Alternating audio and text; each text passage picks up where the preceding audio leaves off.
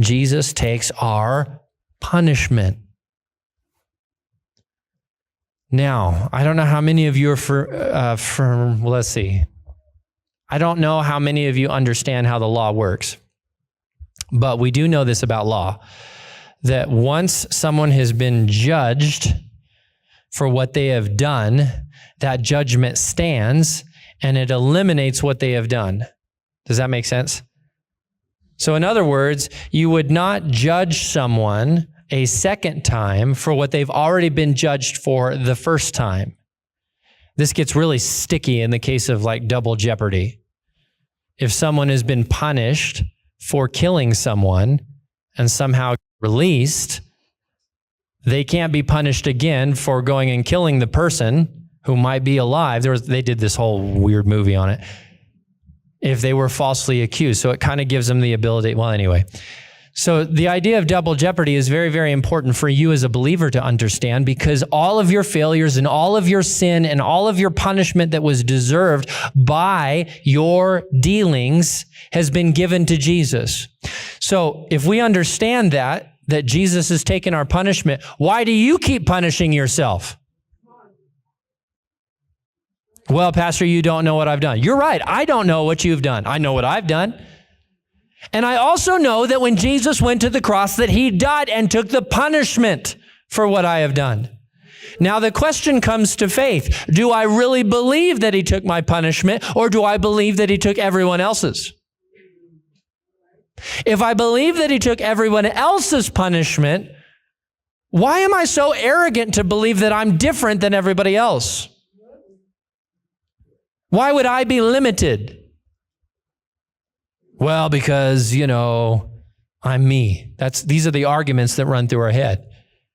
The truth of the gospel is, if you believe in Jesus, he paid for your sin, which means you can't pay for your sin. You want to know why we hold on to our stuff? Because we feel like we can atone. And the reality of Jesus should teach us we cannot atone. Even if we spent the rest of our life trying to do what we thought was good, it would not atone because it cannot erase what's been done. We would have to endure the punishment, and trust me, none of us can endure it. Jesus has endured it.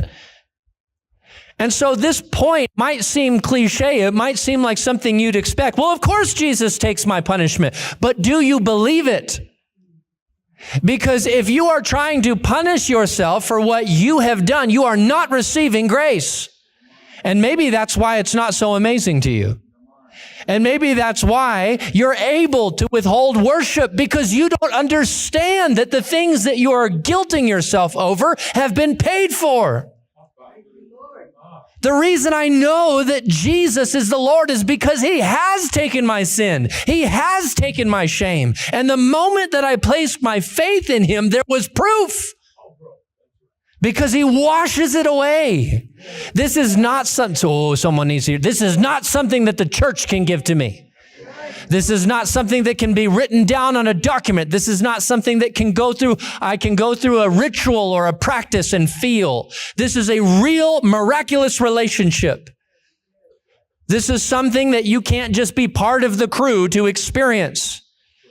This is an individual thing between you and God. And the moment that you have this real relationship, it becomes alive in you. That's why you're supposed to make disciples, because it's real in your life. There are too many people that are simply trying to bring others into their tradition and not into their faith. That's dangerous. Don't bring someone into your tradition. Your tradition means nothing. Your tradition will eventually run out or change. That's how traditions work. But relationship with God is not tradition. And if you're going to introduce someone into your relationship, then you can testify, my shame is gone.